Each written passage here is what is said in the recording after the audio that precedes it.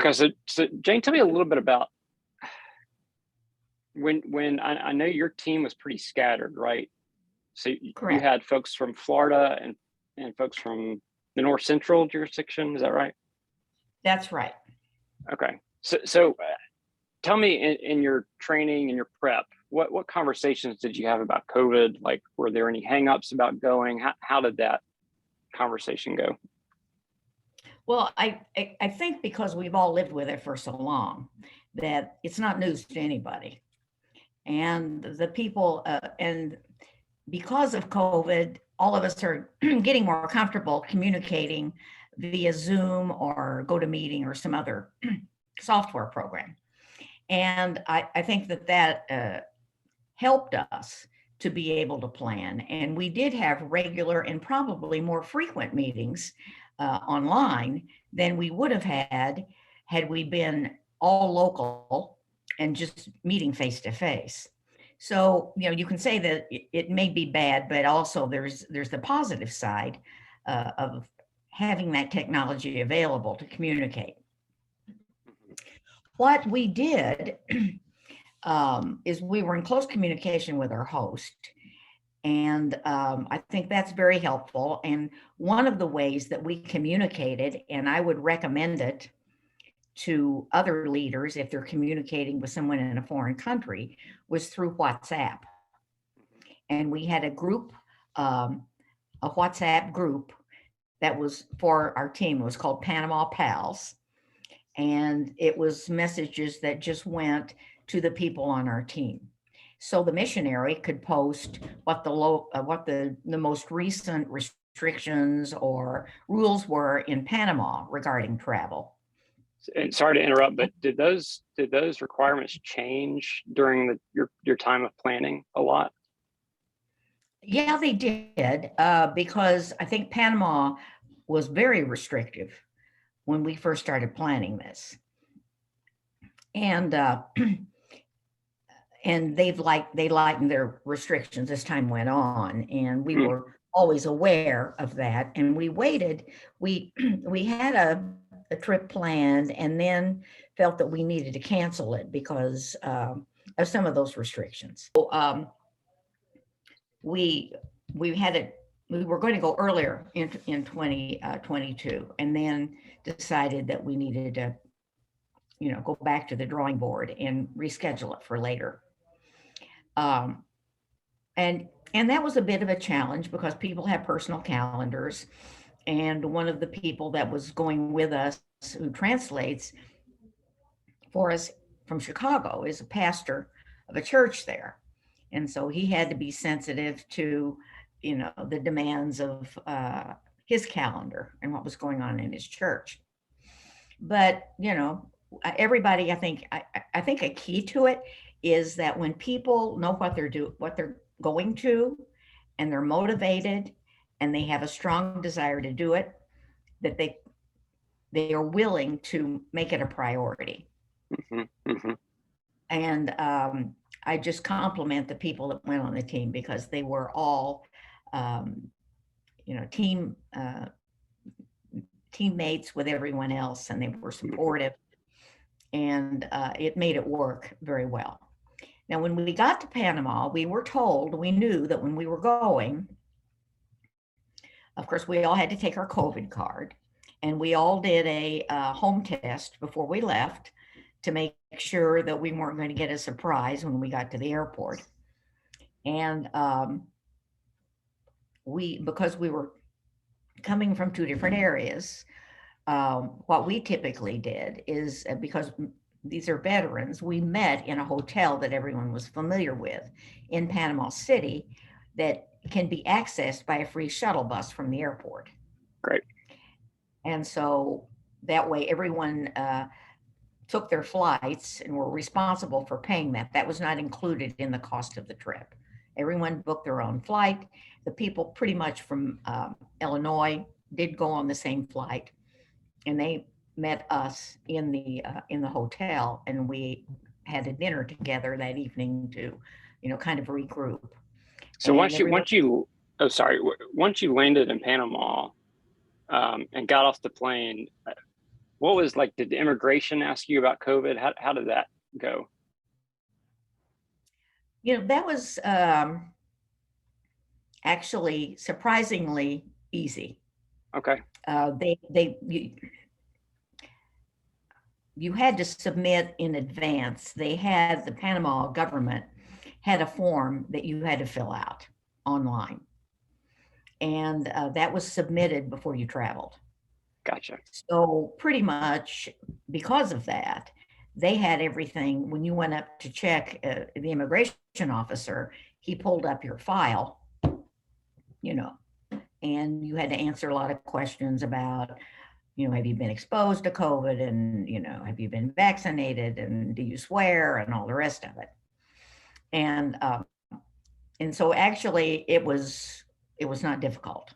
Great. We got in very, very easily into the country, and that was smoother than we expected. Mm-hmm. And in terms of the travel, of course, we were picked up the next. They did have masking requirements in the hotel, and we were told that beforehand. And we all took a supply of personal masks for us to use. And, we just wore them when it was indicated. And most public places there were still masking. And, but of course, we were getting on a church bus and heading for an 8-hour drive to the other side of the country. So during that time, we were free to, do what was comfortable for us in terms of masking. Sure. Mm-hmm. Then the return trip was a little more complicated, and it was a little more breath holding because we had to make sure we could go home. And the process for that was that Rhett Thompson knew of one thing we learned, or we were told, and it may be similar in most airports, is that you can go and get a COVID test in the airport. You pay for it. It's more expensive because that's the only game in town when you get to the airport. So you have to use them. So the requirement generally is by the U.S. to get back into the U.S. For travelers abroad it's not 24 hours prior. It's 1 calendar day prior to the time your flight leaves. And some of us, our flights left at different times, and that would have been complicated. So that made it a lot easier that we knew that it was 1 day, calendar day. So the day before we left, our team bus, we were in Panama City, picked us up. We went to an outpatient lab that was fairly low cost. I can't remember. It might have been, actually, I can't remember what we paid, but they took credit cards. And we each, stuck our credit card in the machine. It seems like it was around $30. And we got our noses swabbed, and they take your cell phone number. So we all had to have our cell phones. And then later in the day, they send you the test results on your phone. And that was a little bit, of a tense time because, Sure. We all kind of went to our hotel rooms. We were going to meet for dinner that night. And as people's results were coming in, they were saying, "I'm negative. I can go home," and that sort of thing. And we all were. Nobody tested positive. And so we left. Now, I will make a couple other comments regarding COVID. We did place a requirement on the people. As you know, we were doing health teaching in a health promoter program. Mm-hmm. And we several people that over the years have graduated from that program that like to come back for a refresher, to meet us, and just to say hello. Some stay for the week.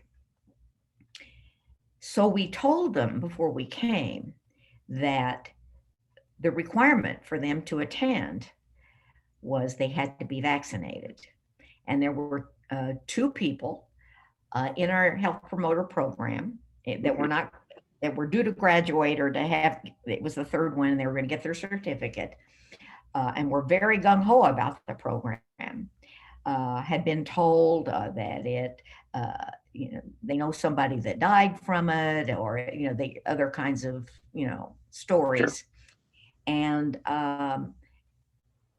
Rhett thinks that also some of them tend to be, or one or two of them have some religious affiliations. I don't know if it's a Pentecostal group or whatever, but Uh-huh.